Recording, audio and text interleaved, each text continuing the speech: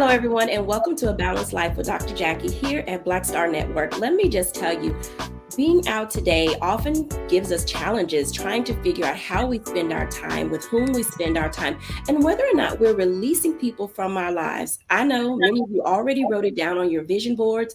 Many of you have put it in places on social media, and you're thinking about how do you release people from your life simply because you haven't developed balanced and healthy relationships.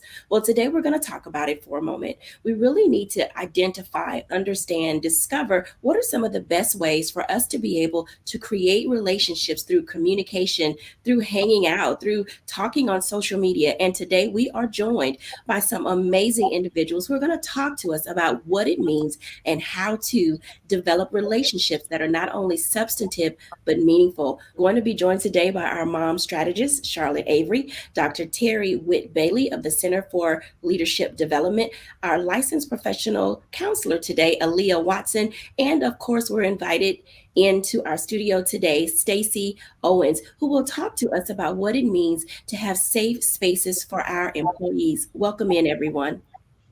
Thank you. Thank Oh my you. goodness. I am so excited that each of you are here today because your voices in this space really do matter to how we begin to develop relationships.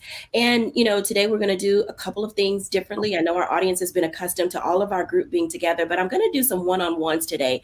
I think that as our audience gets to know each of you, and most of you will be with us throughout the course of the year, it's important that they understand how we develop this lifestyle of communication and building relationships. And I'm going to start with Stacy for just a moment because Stacy, in the work that you do as an administrator, as a school CEO, how are you helping your employees navigate the space that they are in and do it in a healthy manner?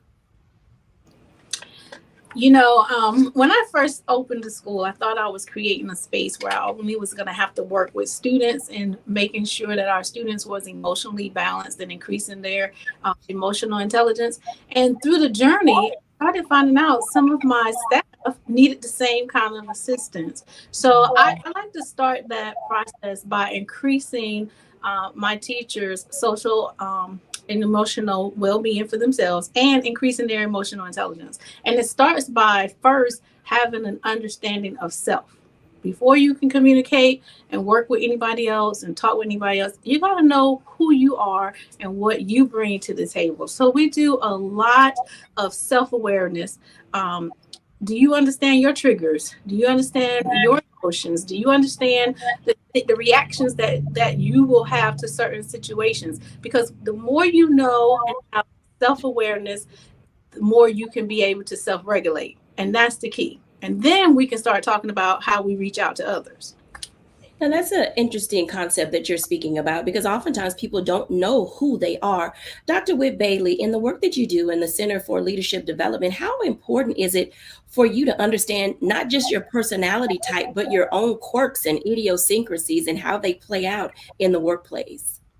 Well, I wish I could say that answer is easier said than done. It is important when you are looking, especially at other individuals and finding the flaws in others, that you look inward and find out why it is that you feel that there are issues or problems or quirks as you shared. In the work that we do, we connect and help young adults, young African American youth succeed through what we call our principles for success. And they are character development, educational excellence, leadership effectiveness, community service, and career achievement. And what we are finding is that just as your previous guest shared, we need to look at ourselves so that we can make sure that those quirks that might be coming out internally aren't spilling over into our clientele. So we have to look inward. That's 100% correct. How are we doing? How are we connecting with others? Why are we feeling the way that we're feeling? Maybe we should be doing some testing or some looking at other programs or tests or surveys so that we can figure out why we respond the way that we do, why we react the way that we do, and why we move forward the way that we do. Now, each of those principles that you've just given, Dr. Terry, really do help us somewhat figure out Not everything that we do is going to be taught in school. Not everything is going to happen in the workplace. Charlotte Avery, as a mom strategist, and in your book, The 40-Day Tone of Voice, Tone Down, and working with your own children and others, there are often times that our kids are to learn in the home how to go out into the world. What does that look like for you? So for me, I'm very conscientious of the fact that, I am my children's first example, my husband and I both. And they learn communication and body language and attitude and all of that from us first. And so for me, I really try to mirror the way that I want them to communicate with me by how I communicate with them.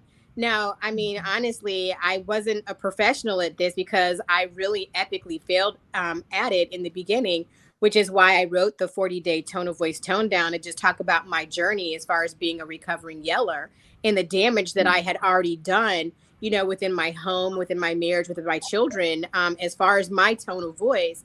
But I had to recognize, like some of, our guests have already said, I had to look at myself inwardly to ask myself, why was I communicating the way that I was communicating? Why was I feeling the things that I was feeling? What were my triggers that were driving me to raise my voice, to use, inappropriate body language? What was the reward? Because a lot of times when we communicate badly and we act badly and all the different things, it's usually because there's a reward that we're getting, even though we're making everybody else miserable. As a mom, it's now you're finally doing what I told you to do because I yelled. The reality of it is, and one of the lessons that I, continue to teach my children is that yelling is for emergencies.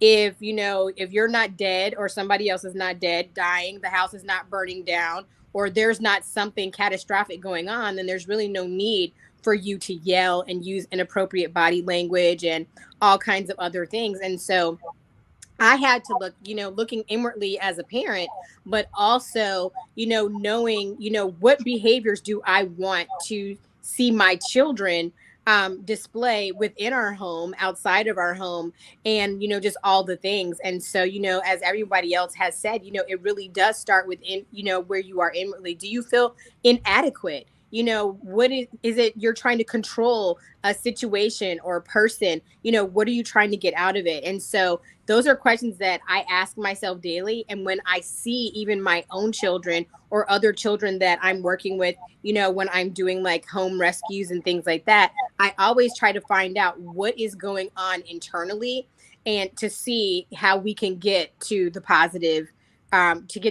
reaction that we want. I'd like to bring in Aaliyah, our licensed professional counselor, because we do need to talk about those things and how generationally we are helping others begin to have healthy relationships and build communication strategies that are successful in each of their lives. Hi, Aaliyah. Hi, how are you? Thank you for I having am, me. I am doing well. I'm glad that you're here. Tell us a little bit about yourself and then share with us your thoughts and insights related to communication and building healthy relationships. Like I said, my name is Aaliyah Watson. I am a licensed professional counseling supervisor in Texas and Louisiana. I specialize in working with minority women with issues such as anxiety, depression, work to life balance, family stress, relationship stress, things like that. So great things like along the lines of what we are discussing today. What I would say is important is, again, assertive communication for us to be able to develop those friendships, those relationships, or even those intimate relationships. It's going to be being able to communicate your needs and also being able to communicate with your partner, friend, or family member whenever you're unclear on something. And also just having a general level of mutual respect for that person, because I think that also makes a good environment for assertive communication if there is that understanding of mutual respect. Absolutely. Along with Aaliyah, I do want to bring in Stacey Owens to talk about that for a moment because these generations are now crossing over into the workplace. And there are times when, we were born in a generation where children were to be seen and not heard, and you didn't step into grown folks' business and you didn't talk when you weren't supposed to. So, Stacey and Aaliyah, how is this playing out in the workplace as you're developing healthy spaces for people to have an environment to work? We also bring some of our childhood self into that space. How are you navigating those nuances? And talk to us a little bit about those things that you share in your book. You want to take that first, or you want me to go? I was about to say I can go first if you want. I think for me, it kind of goes back to what I said, a mutual level of respect. And I know because I'm speaking from personal experience. When I was working in the psychiatric hospital, I was in my early 20s. So a lot of people weren't open to my feedback or insight, but it's like, you should respect that I am capable of doing these things because I have the same level of education and I went through the same process as you. So I think it's going to be a mutual level of respect and being able to communicate like, well, hey, I see that you're bringing this idea. However, we've always done things like this way, but however, we're open to your insight, or why do you feel as if that we should start changing things and doing it that way? So I think it's going to be, again, having those open dynamics to communicate. Yeah, I agree. I think it's interesting in my environment because I have to manage between students and adults. And so you have this generation of youth who can just freely speak their minds. They're used to just coming in and saying, this is what I want. And they want people to create space for them to do so. And then you mix that with a generation of teachers who, if it's not a young teacher, my older teachers who's like, hey, I just want you to do what I told you to do when I told you to do it. And we're not going to have this long conversation about it. And now everybody's feelings are involved because now the student is emotionally upset because they feel like they're not being heard, not being seen, not being listened to. And then the teacher, her emotions are off kilter because she feels like you're disrespecting. So it needs to be open and honest communication. And we have to stand back and give a little bit of empathy as adults and put ourselves in the place of whoever we're communicating with so we can start to see it from a different lens. I think that's the hardest and toughest thing to manage today. Now, if I was to just go straight adults, I'm always telling the adults in the building, when you say you want open and honest communication, most people don't have a problem coming to you and being open, but are you always being honest? Honest, not in terms of telling truth, but honest in making sure that, in telling terms, you want to tell the truth, but I'm saying it from a perspective of, are you truly sharing what's in your heart to share for what's going on with you? Or are you just leaving space where you want somebody to figure it out or assume? So we often say, I have an open door policy. And then when I ask you, are you okay? You'll say yes. So I have to always follow up. Now tell me what you really feel. Because if you're not going to really say what you're dealing with, then how can the other person that you're communicating with really authentically bring a solution or anything to the table? So I find we have to define, even when we say be open and honest, be empathetic, what does that look like and sound like for your environment? Absolutely. When we come back after the break, let's talk about that for a moment. What does it really mean not only to be open and honest, but how do you bring your personality and your authentic self to the table? We'll be back after the break.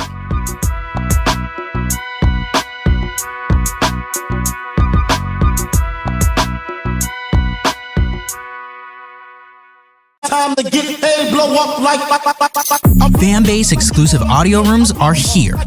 Now tap, talk, and get paid. Monetize your live podcast and most engaging conversations. You can now create exclusive audio chat rooms only for your subscribers and biggest fans. And as a user, subscribe, listen, and talk to your favorite creators. Now tap, talk, and get paid. Because everyone's a fan of something, and everyone has a fan base. I'm blowing up like you thought out, and if you don't know,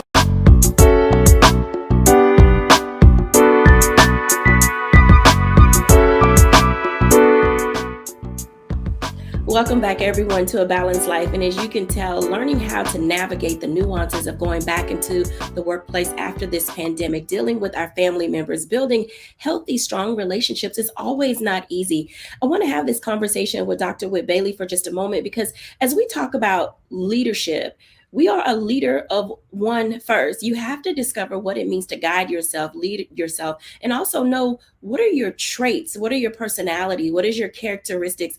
Dr. Whit Bailey, in your development of people, how are you engaging in helping them find that balance between who they were told they should be and who they're in the process of becoming? Because oftentimes there's a clashing there within the soul of that person.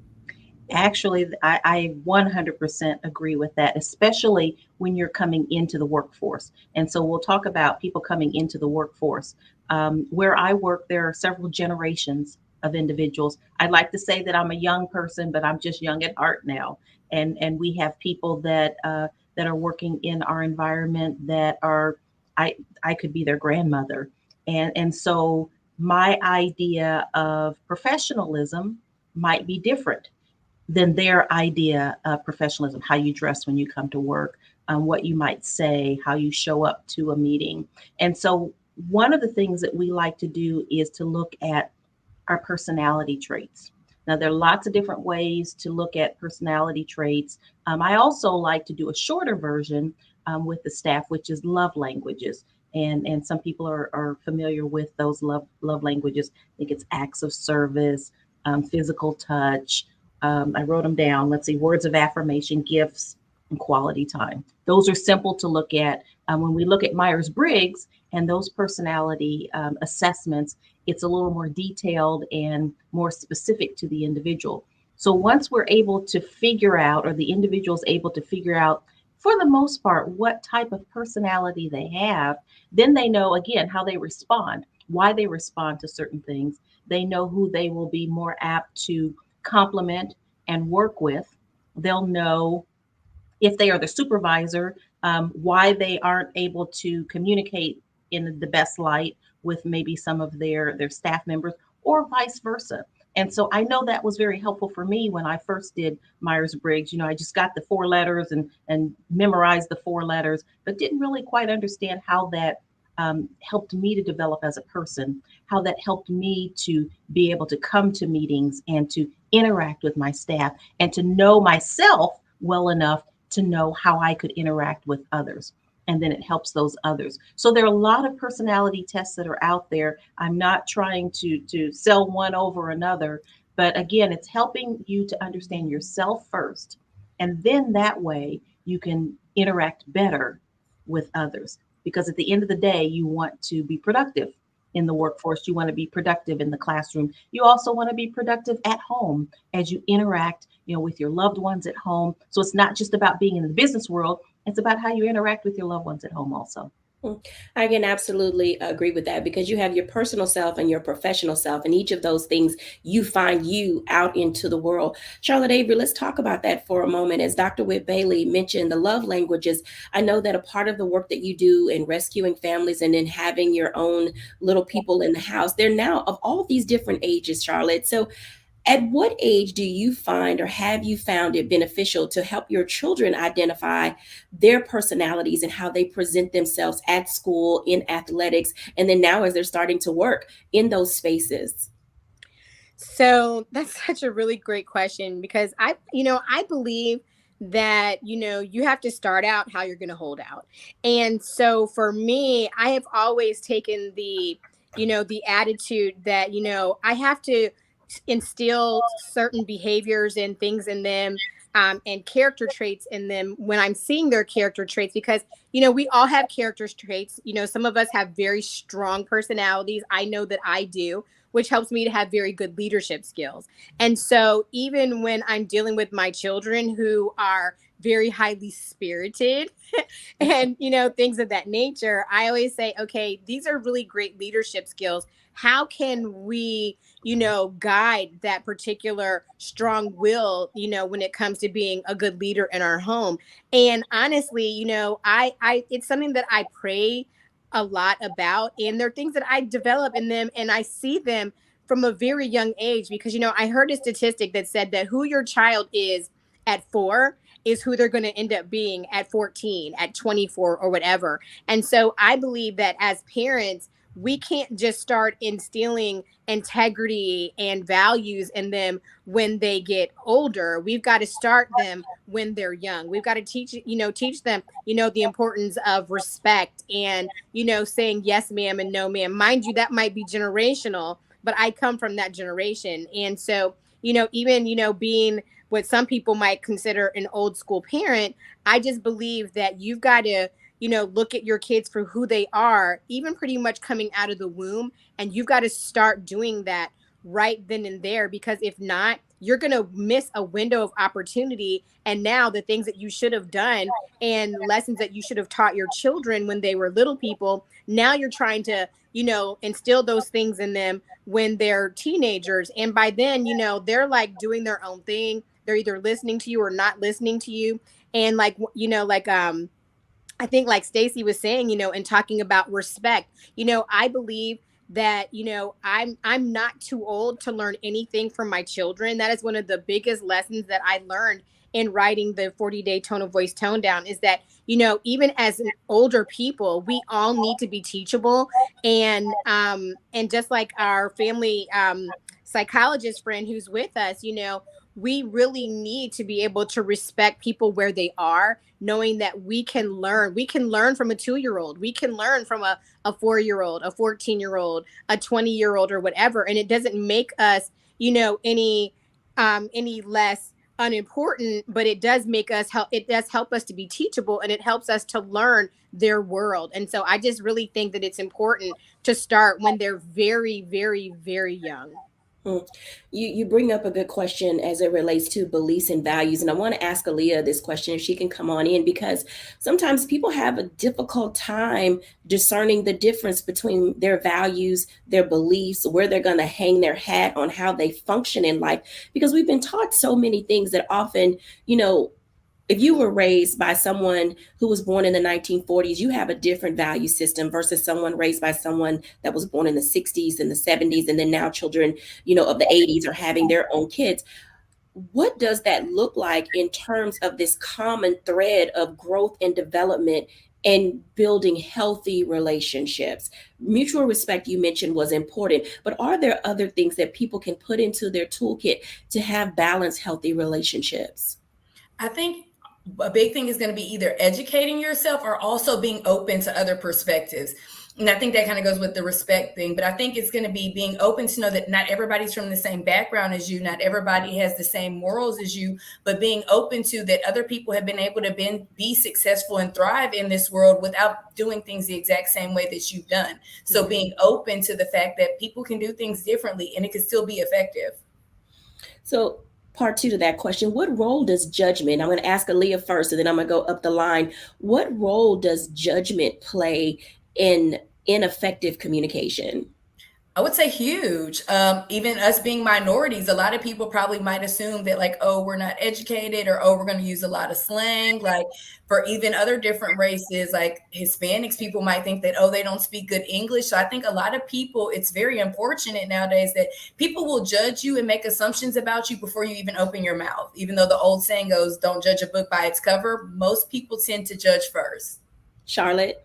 I echo everything that she just said, because I mean, some things are cultural, some things are ageism, some things are gender bias or whatever. And so, I mean, I really don't have anything to add to that. All I can say is amen, sister, because I agree with everything she just said. Dr. Whit Bailey? It's been said that it takes 7 seconds to make 11 impressions about a person. And it's unfortunate because, again, you bring your culture into the situation. So I live in the Midwest. And so there's certain things that just fit in the Midwest. As an African-American woman who's 60, it's different. And so we have to make sure that we realize what we are doing and what we are bringing to the table before we judge or have impressions about others, because we're going to bring that. But how we respond is most important. Absolutely. Let me invite Stacy in on this, because you just mentioned, Dr. Whit Bailey, that you're from the Midwest, and Stacy is in the just below or above the Mason-Dixon line. And I know that being where she is, culturally speaking, there are often issues in that space. What role does judgment play for you in being able to help your people communicate effectively?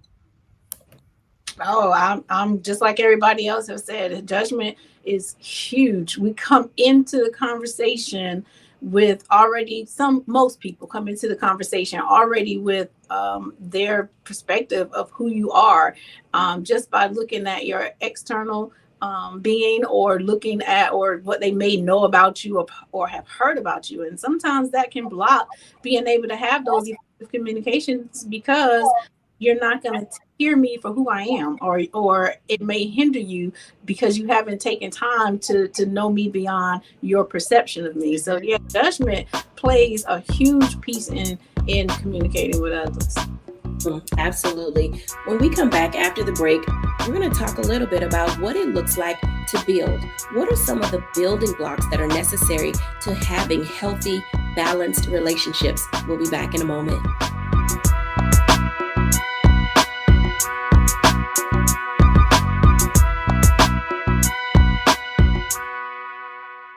Time to get paid, blow up like. Fanbase exclusive audio rooms are here.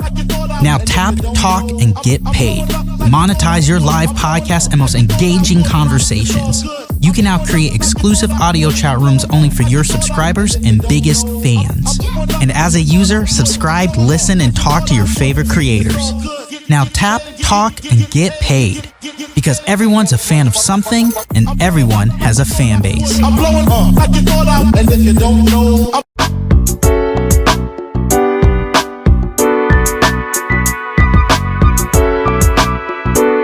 Welcome back, everyone. As you can see, judgment plays a part. Who we are plays a part. Where we live, our environment, our experiences all play a part in how we build these relationships. So let's talk about that for a moment. What are some of the tips and tools that we can share with you? Things that we have gleaned. So this is where I'm asking everybody to be open, honest, and transparent. As we talked about in our earlier blocks, because we've all been through some things, then we've learned how to not only just remove people from our lives, but how do we keep the people that we hold dear? Those relationships that we have truly harnessed the power of what friendship looks like. Welcome in, everybody, because I'm going to do a round robin with this particular block, because we all have friendships that have lasted a long time. Let's start with Dr. Whit Bailey first. What is your longest standing relationship, and how do you keep that cultivated? Oh, wow. You would start with me. Well, I would have to say, I would say my longest relationship is with my mother, and that really is the longest relationship. As some of your viewers know, I lost my husband last year. We were married for 30 years, and so I would have said that would have been the longest, deepest relationship. But my mother has always been there, and we moved my mother here to the town where I currently live in, and she's my road dog. She's the person that is connected to me. I feel most comfortable and confident in talking to her because she knows me. I know her. We trust each other. And so it's not a cop-out answer. That is my answer.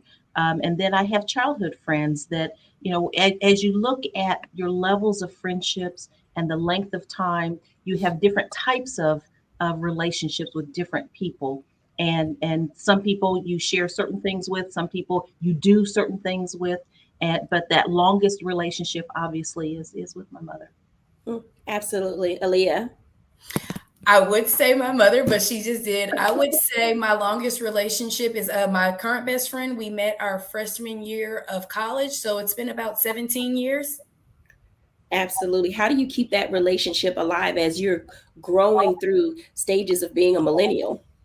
I know I feel like I sound so redundant when I say this. I think it's communication. It's a lot of communication of what are your needs right now in the friendship? What are you doing? We talk a lot about goals, kind of what of our seasons that like the seasons that we're in, if we're focused on business, if we're focused on like relationships, trying to have fun, and how I can be a supportive friend during that season. And also what type of support I would want from you during that season. If it's, I need to call you every day, or actually I'm really focused on work, so I might only hear from you once a week.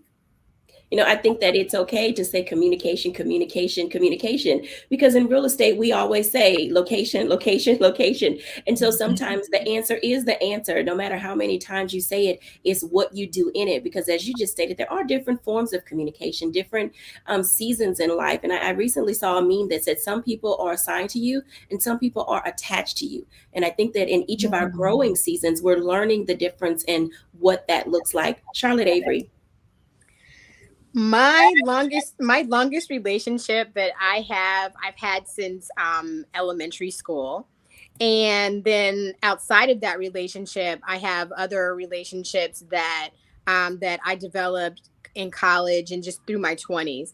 And I will tell you that the one thing that keeps those relationships, thriving is, the intentionality and just being a person who nurtures relationships. I'm not a person who has to talk to my friends every single day, but I am very intentional about the nurturing of our friendship and our relationship. And I don't believe in having relationships that are not reciprocal.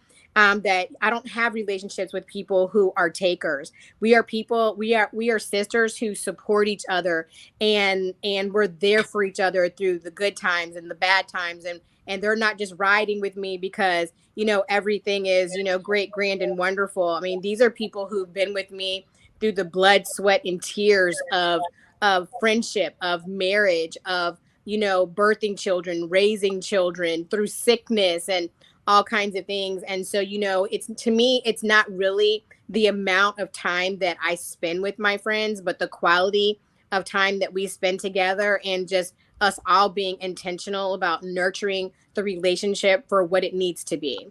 That is called the law of reciprocity. Charlotte, I want to ask you a second question before I go to Stacy related to that, because oftentimes kids fall out of love and fall out of friendship because someone didn't text them back right away, didn't respond kindly to a social media post, or simply ignored them when they were passing by in the hallway. How do you help our children navigate, what you just said? Because that does come with some type of maturity to be able to know that, we're friends because we do this or that together, but I'm still your friend even if we don't do this or that together. Absolutely. I teach my children, that we have friends for reasons and seasons. And, just because everything might be going fine and hunky dory in your home and your household doesn't mean that everything is going on fine, hunky dory in somebody else's household. And so I try to teach my children about humanity, and knowing that just because, somebody seemed like they were, in friendship love with you today, it doesn't mean that they don't love you tomorrow. It just means that they might have some things going on that they may not even want to discuss with you. And so I just teach them how to, be empathetic to others, and to also realize who they are, because, we also teach people how to treat us. And so, I teach them, you don't have to accept inappropriate behavior, but it is important that, that you respect your friends, that your friends respect you, and for you to, really kind of like dig in sometimes and not just cut people off, to be like, oh, well, you're not talking to me and you unfollowed me on social media or whatever. Don't just cut people off. Don't cut your friends off that you said that you valued, but to really dig deeper, especially if it's a relationship that you value and that they value, to say, hey, what's going on? Have I done something to hurt you or harm you? And then if they're like, no, we're just not vibing right now, be okay with that, even though it may be painful at the time, but be okay with that, and remember who you are, and that there are other special people in the world who really want to love you and have some of your time. Absolutely. Stacy, talk to us about your standing long relationship, and how you're keeping that together. I keep my circle really small, but I do have this one individual who I would call her my best friend. We've been in each other's lives for a little over 20 years. Because my son is 30. So we've been in each other's lives since our children were little. I would say what has helped us is we have mastered the art of confrontation. A lot of people look at confronting or confrontation as being negative, and associated to stress and having to be a disagreement. But if you can learn to put like a positive spin on it and just say that, look at confrontation from a perspective of having the strength and the ability to confront an issue, to talk about an issue, to bring an issue to the table, that allows us to keep each other in check. So if she see me out of pocket or too far to the left, she does not mind telling me. And same for her. If I see her doing something or going too far to one side, we bring each other back to center. Over the years, we have built trust in each other to be able to do that, because you don't want to surround yourself with, just yes people, or people who just in your circle just to say the things that are comfortable for you to hear. That person that you have associated yourself with for a long time should be able to tell you the good, bad, ugly, and different, and you should be able to get up the next day and keep going. Absolutely. Some of the things that you all are saying make a lot of sense. And oftentimes we run away from common sense thinking and acting and behavior because we don't know how to deal with those things. When we come back after the break, I want to talk about that for a moment. Now, when I was a Girl Scout, I learned this simple thing: make new friends and keep the old. One is silver and the other is gold. And oftentimes we don't know how to let go. When we come back after the break.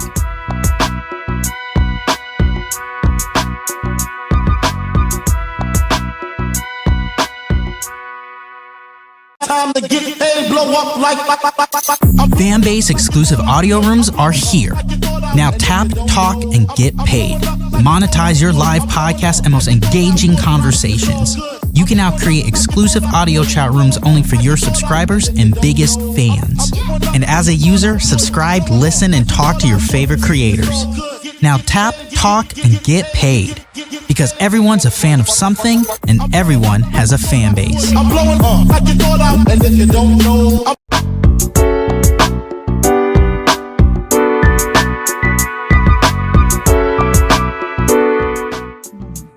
Welcome back, everyone, to A Balanced Life. And as you can tell, communication, healthy, open, honest dialogue, being able to confront people, even if they're your friend group, and knowing when to let people be in their space so that they can come into their own season are all very important things in life. But as we talk about these things, there are some things that we are not very comfortable with, and that's allowing people to grow. Allowing people to move on to their own divine good and find their space in the world, and then discovering whether or not we can still be friends as they are maturing. Now, I have to say, there are going to be people in our lives that we truly need to release. I mean, like release and let them go like forever. But then there's some people we want to hold on to, but we're not often taught how to do that. And I'm going to ask Aaliyah this first, since she's our licensed professional counselor. What does a healthy relationship look like? But also, when do you know it's turning toxic? Aaliyah. I think, again, we've talked a lot about respect and communication. So when those two things seem to be a little off, that's how you can notice that it's becoming toxic. But I'm always, and I advocate to my clients, trust your gut. Whenever your gut is like, this isn't healthy, this isn't right, I don't like the way that I'm being treated. This goes for males and females. Trust your gut. And then whenever that gut feeling comes, have a conversation. And if your concerns aren't even heard or validated, that might be a time for you to reevaluate the relationship and how you choose to continue to interact within it. Absolutely. Dr. Whit Bailey, along those same lines, how do you manage those things in the workplace? Because oftentimes workplace relationships can become toxic and you have to separate yourself from those things. But also, what level of maturity and personality do we bring to the table in order to navigate those things while we're trying to decide how to land? Yes, I think the most important thing for me is to model it. And so if I'm going around talking about other people or sharing things that are not appropriate or information that shouldn't be shared, then I'm not the good model. So I need to make sure that I'm being professional. I need to make sure that I'm bringing positivity into the room or into the space. I need to make sure that I am about the business of the organization. After hours, I need to continue to do that. So I can't take that mask and put it somewhere else and decide to be overly personal about information that shouldn't be shared. So I have to be that model as the supervisor, so that they know that they can't come to me with mess. I'll call it mess. And so because I'm doing it, the hope is that they will do that with their respective staff members. Now, if there's an issue or a problem that comes to the table, then it is important to address it, to say this is information that is confidential, you shouldn't be sharing it. And if it's shared, then we have to come to the table and again and say, this information was shared, it didn't come from me. How did it happen? This is not correct. So we have guidelines and in our employee handbook that we follow, but the top thing is to make sure that you are modeling it. So I'm not pretending to be a person at work. I'm who I am. And after work, I still need to be that person.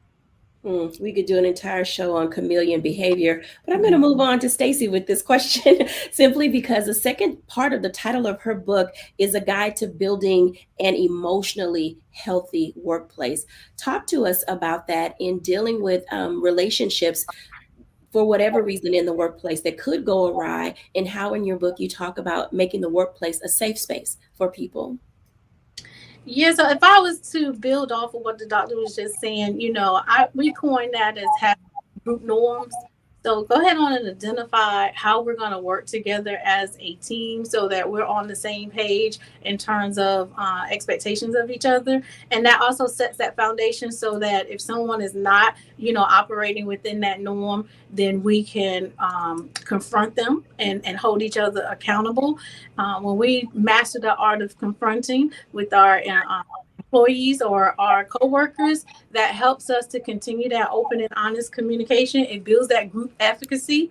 It tells us that we're working together as a team. But most important, when it comes to those emotions, I always tell staff, hey, let's not labor in our emotions. When you're in certain professions that require you to be happy, smiling all the time, working in a restaurant, teachers, whatever, you tend to come in and you put on this show or you put on this act and you act like you're one way when within you may have had an event or something that has triggered you to feel a different way. And if you're not going to communicate those inward feelings and let people know what you're really dealing with, then you create this gap between your emotional reality and your emotional labor, your acting. And in that gap is when you start having frustration, burnout, and it just makes the situation worse. So no matter which direction you go, all of this is going to always come back to, can you trust your environment enough to have the open and honest communication? And just because you communicate it doesn't necessarily mean it's going to change a lot in terms of changing others. So now you have to make sure that you are confident in understanding your emotional triggers, because it's the only person that's going to make you happy is you. So that's how you know when you have to let go of certain things. When you do the things that you need to do, you do the work and it's still causing some internal turmoil with you, and you have made your adjustments, then that's how you know if it's time to let go or decide, is it time for you to grow or go. Grow or go. That's a very, very good way to say that. Charlotte Avey, what say ye? Well, I'm just amening and high-fiving all of our sisters who just spoke. And one thing that I do want to say is, you have to know what your capacity is as a person. And if you've spent time with somebody who you've called your friend for a period of time, you kind of learn what their capacity is too. But here's the thing, like sometimes our capacities change. And so, as we grow, sometimes we know that it's time for us to go when our capacities for certain things start to change. And that's okay, because we have to grow as individuals and they have to grow. And sometimes what I have experienced in some of my lasting relationships is I've had relationships with people who we needed time to go away from each other so that we could grow and then come back and still have healthy, strong relationships. And we're better for it even now in our, in the, where we are in our stage of life and relationship right now. And so I just think, you really have to know what your capacity is. And, the Bible says, a person who wants to have friends shows themselves friendly. So for me, once you start showing yourselves not to be a friendly person, and not to be a loving and kind person, not to be somebody who finds value in me, because I already know my value. I know that I'm great and wonderful. That's great. And I don't really need somebody to validate that in me, because validation is for parking. So I don't need anybody to park that for me. But what I do need for people to do is to respect me and understand my value. Now, at the point that my value is not significant to you, then it is time for me to go. And that's okay. And I'm all right with that. So in the last time that we have together, I would like if you would either give a tip or a challenge to the audience as it relates to building healthy relationships. I'll start with Aaliyah. What would you challenge or leave our audience with something to do moving forward in building healthy, balanced relationships? I would say communication, but I'm gonna switch it up this time because I've been saying communication a lot. I would say prioritize yourself and your needs, because a lot of times we want to be there and be such a good friend, such a good employer, or family member, that we kind of leave our own glass empty because we're so busy trying to fill everybody else. So I would say make sure that you're prioritizing self-care and your needs in every season of life. Absolutely. Stacey? Yeah, I was going to go with that self-awareness. Spend some time understanding you, understanding what triggers you, what's your emotional stance on different things, and then understanding how you can, I tell people when we talk about the T, knowing your triggers, emotions, and your actions, you do that work so that not so that you're expecting to change somebody else that you're about to communicate with or about to interact with, but more so that if I see this trigger coming, if I see that you're about to do something that's going to trigger me and I normally get mad or I normally react like this, now that I know my reactions, I see it coming, I can regulate myself and change and do something different so that I can still be able to interact with you. So it's all about self-work, finding out what you need for you. Absolutely. Charlotte Avery. I would also say those same things, but I would also, challenge people, even myself, to be a better listener more than I'm talking. Because I think a lot of times when we're dealing with relationships, we are always kind of prepared to be on the defense or the offense, and we don't really listen to people because as they're talking, we're already preparing our, what our rebuttal is going to be. And so for me, I would just challenge people to listen more than you talk so that you can, and guess what? And not only to other people, but even listen to yourself, because, like Stacey was saying, and talking about self-awareness and everything like that, like you got to also listen to you. It's not just listening to other people and their needs, but also listening to the things that are making you feel a certain way, that you can ask yourself the who's, the what's, the when's, the where's, the why, and how this is impacting me. Absolutely. Dr. Whit Bailey. Right on target, right on target. One of the things that I like to tell people and to tell myself is to listen to what people are not saying. Listen to what is not happening, and understand that people go through seasons of life. It's not spring, summer, winter, fall seasons, but certain things may be going on. And so that causes them to say or not say or do or not do. But look at what's happening in between the sentences, in between the lines, so that you know how to respond and give grace when it's necessary, give support when it's necessary, and give space when it's necessary. I love all of those things. And I think that they're equally important as we discover how we're going to, continue to move throughout 2023. Some people we're going to keep, some people we're going to let go. And then oftentimes we just need to spend time with ourselves. When we're back after the break, I'll give my reflection.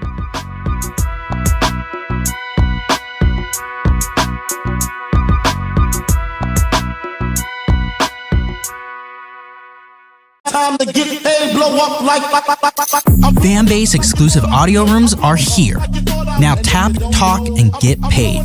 Monetize your live podcast and most engaging conversations. You can now create exclusive audio chat rooms only for your subscribers and biggest fans. And as a user, subscribe, listen, and talk to your favorite creators. Now tap, talk, and get paid. Because everyone's a fan of something, and everyone has a fan base. I'm blowing up like you thought out, and if you don't know,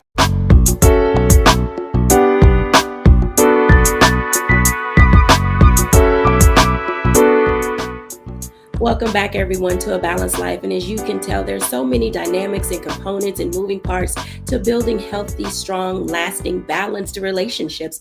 And a lot of it begins and ends with who you are, discovering who you are as a person, recognizing what you need and keeping that top of mind, being intentional about taking care of yourself and who the people are that you allow in your life. Literally, it's not just how we spend our time, but who we spend our time with. So I'd like to leave you with this. It's important that you discover and become comfortable with spending time with you. You are the best advocate for yourself. You're the most key component to everything that happens in your life. So oftentimes we have to move from that space of just going along to get along and being able to say that I am comfortable not only in my own skin, but I don't have to be a chameleon to please other people. We are the wild card in every situation that we face. And I think that as we move throughout this new year, love you more than you love anything else. Thank you for watching. Bye now.